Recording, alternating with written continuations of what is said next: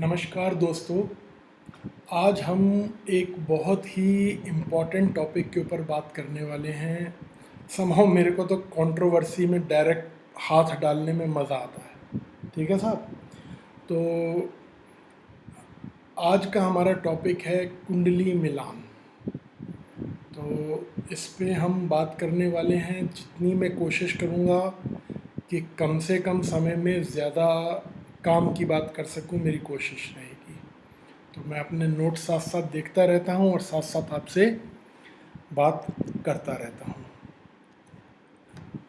तो साहब, सबसे पहला सवाल ये है कि क्या कुंडली मिलान ज़रूरी है?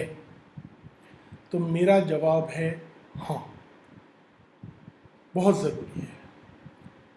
अब यहाँ पर जो लोग अक्सर एक बात कह देते हैं कि जी बाहर के देशों में तो कुंडली मिलाते नहीं।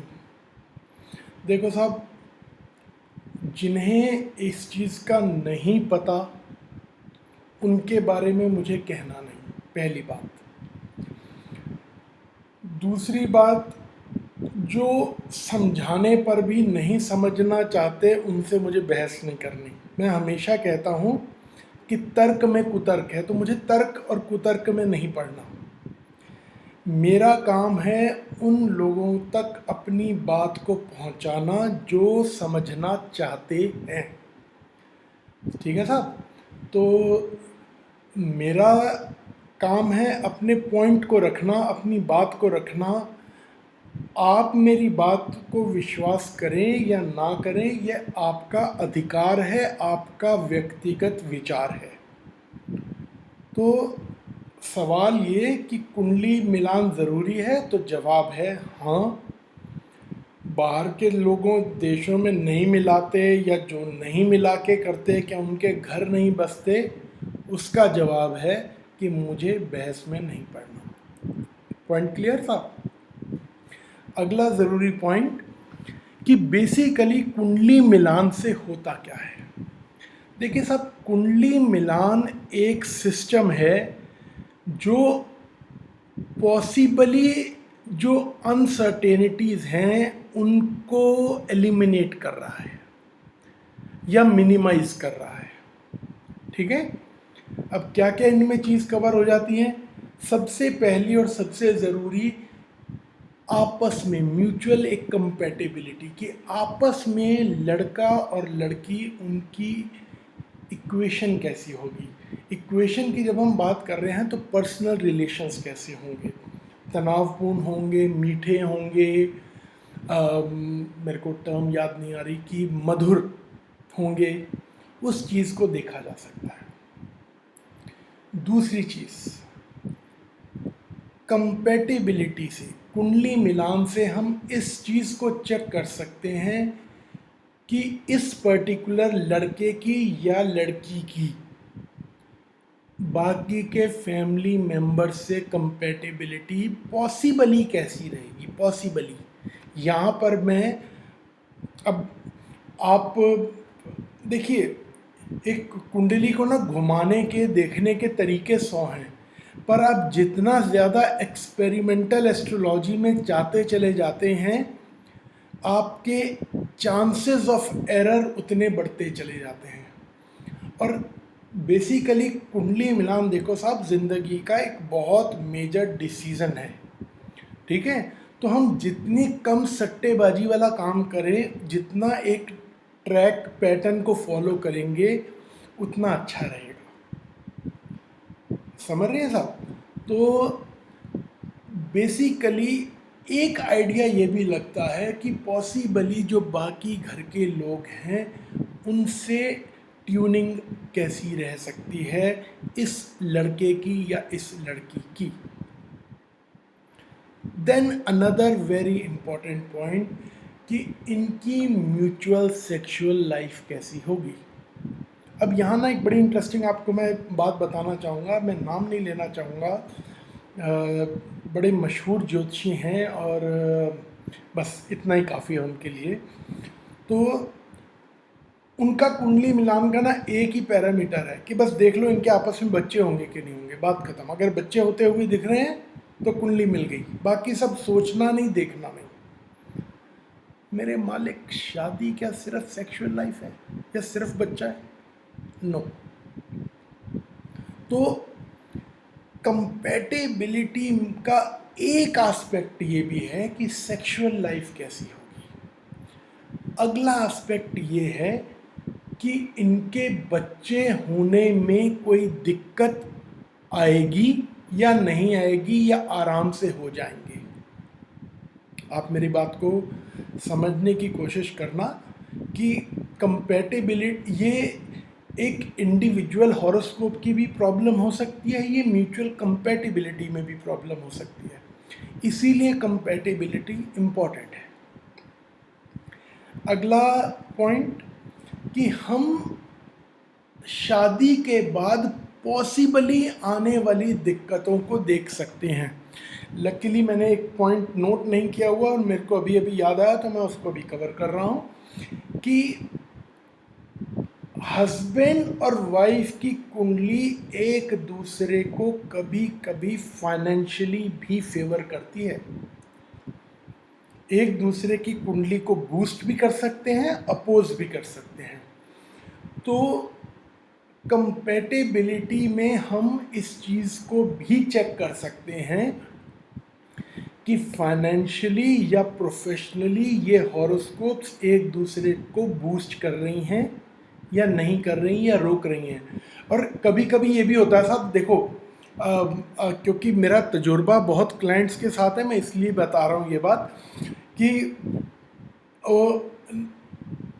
ज्योतिषी ने अगर जवाब नहीं दिया तो इसका मतलब ये नहीं है कि ज्योतिषी ने नेगेटिव कह दिया।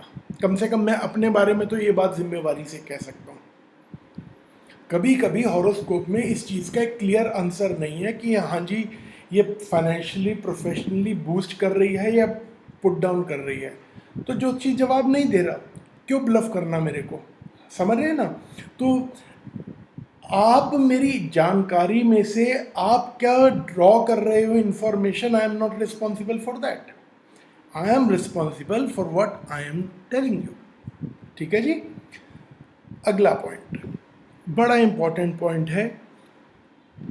इसमें कई चीज़ें हैं जो मेरे सामने लिखी हैं, जो मुझे पढ़नी है, समझानी है, कवर करनी है कि क्या कुंडली मिलान के बाद भी कोई गड़बड़ हो सकती है। मैंने इंटेंशनली गड़बड़ वर्ड यूज़ किया है, ठीक है साहब।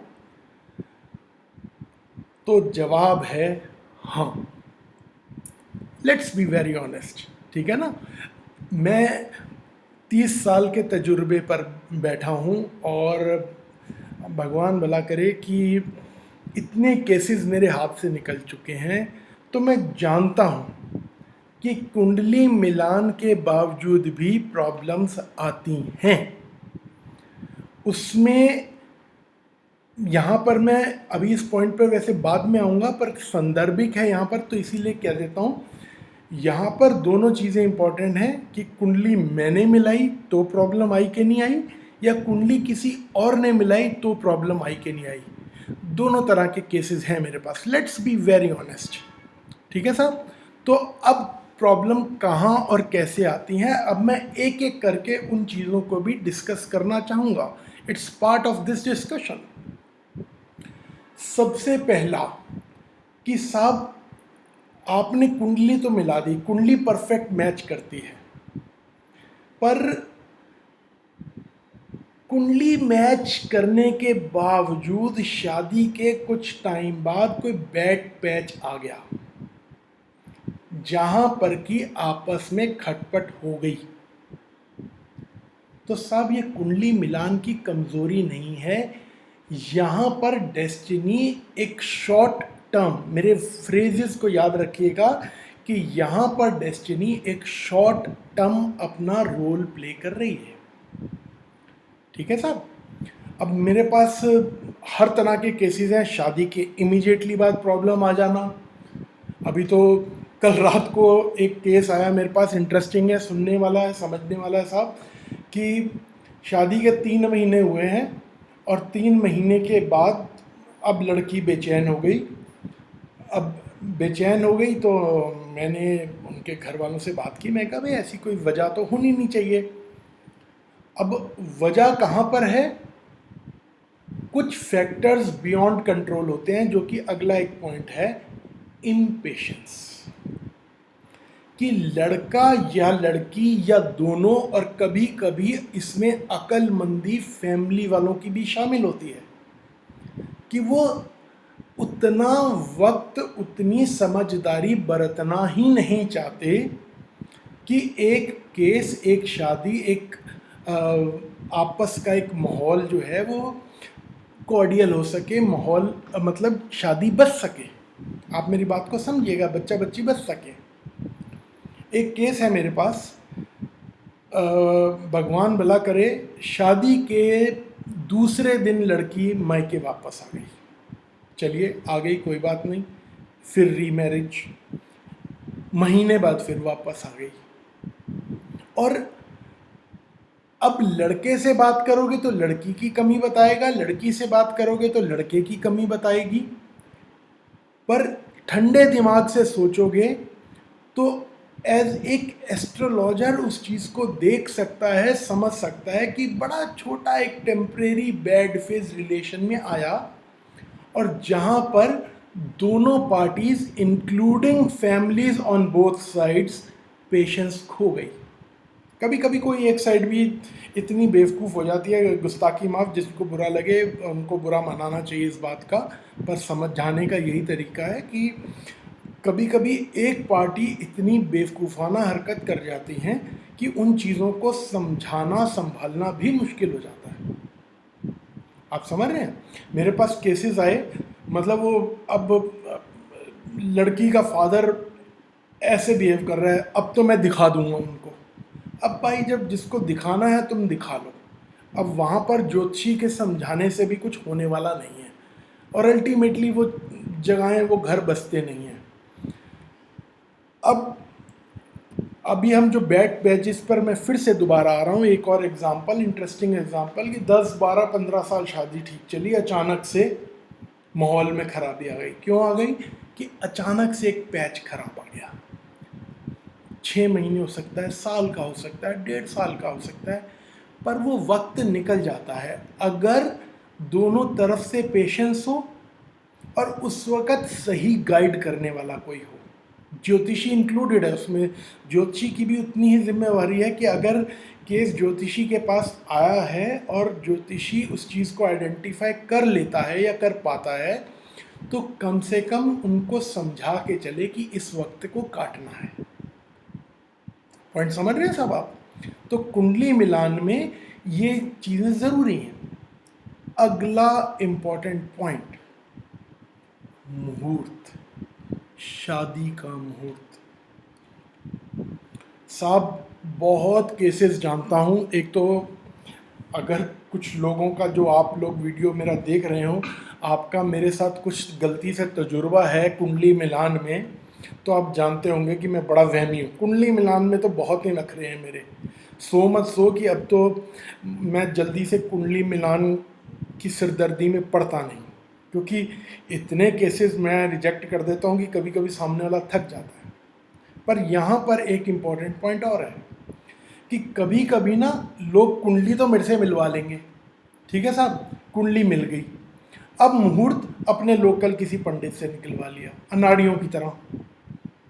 कभी कभी, अब मैं और ज़्यादा मतलब इसकी बारीकी में नहीं जाना चाहता, पर कहने का मतलब ये, यहाँ पर समझाने का मतलब ये है कि कुंडली ठीक मिलने के बावजूद भी अगर गलत मुहूर्त में शादी हो रही है तो उसके डायरेक्ट कॉन्सिक्वेंसेस होंगे।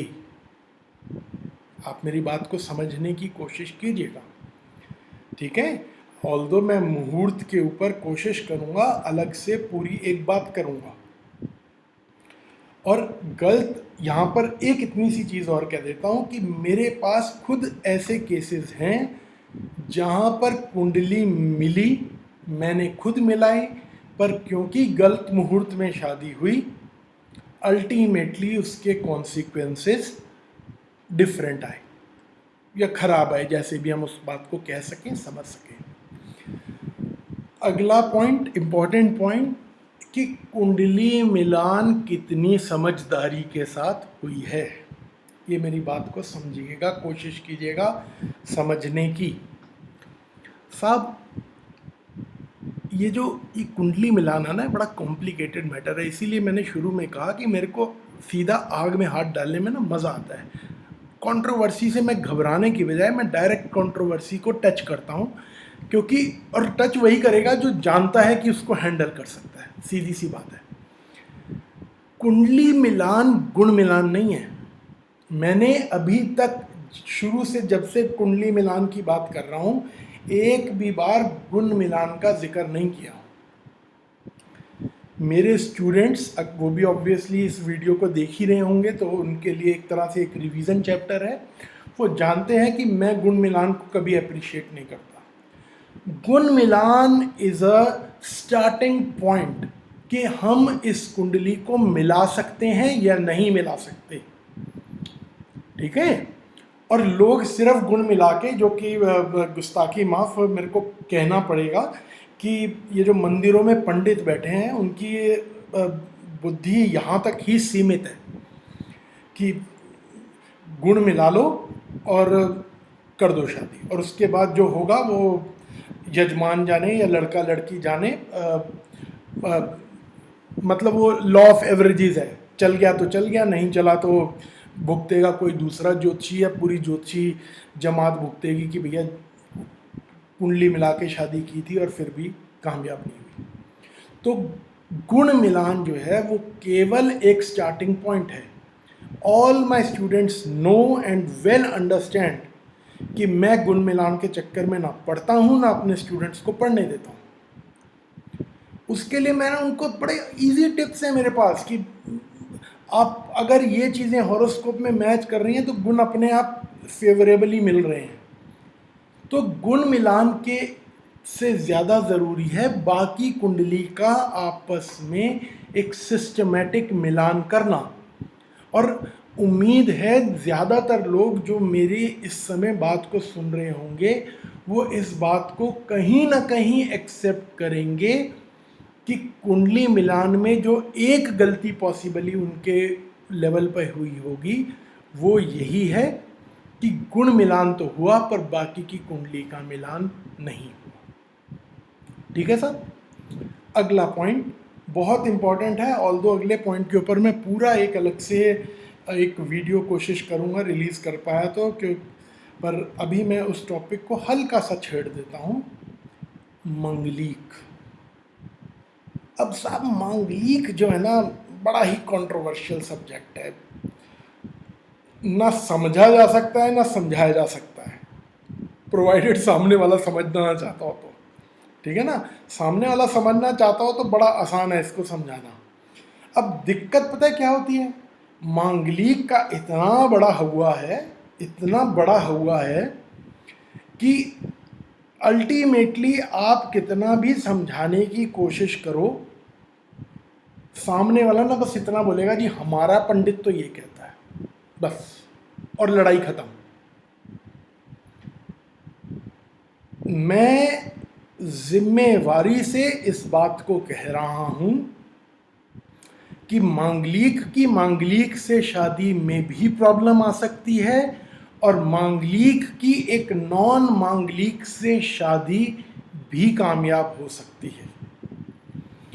यहां पर डिपेंड करता है कि कुंडली मिलान कितनी समझदारी से की गई। ठीक है साहब। तो मेरे स्टूडेंट्स इस बात को बड़े अच्छे से समझेंगे, मैं बहुत डिटेल में इस बारे में उनसे बात करता हूँ, पर आपके लिए जो भी मेरे नए व्यूअर्स हैं उनके लिए इतना अभी समझना ज़रूरी है कि कुंडली मिलान इम्पॉर्टेंट है और मांगलिक में उतना फंसना ज़रूरी नहीं है जितना हमने उसका हवा बना दिया। मैं मांगलिक पे पूरा कोशिश करूँगा एक वीडियो रिलीज़ करने की। ठीक है साहब। तो सारी बात को समराइज करते हुए, ऑलरेडी लग रहा है मुझे कि काफ़ी लंबा मैंने वीडियो रिकॉर्ड कर दिया, सारी बात को मैं फिर से समराइज कर रहा हूँ कि साहब कुंडली मिलान ज़रूरी है, फ़ायदा होता है। जो गड़बड़ कुंडली मिलान के बावजूद होती है, मोस्टली वो कंट्रोलेबल फैक्टर्स हैं, प्रोवाइडेड कि किसी समझदार ने उस कुंडली को मिलाया है या प्रॉब्लम आने पर वो केस किसी समझदार ज्योतिषी के पास और समझदार परिवार के पास ही पड़ा हुआ है। ठीक है साहब?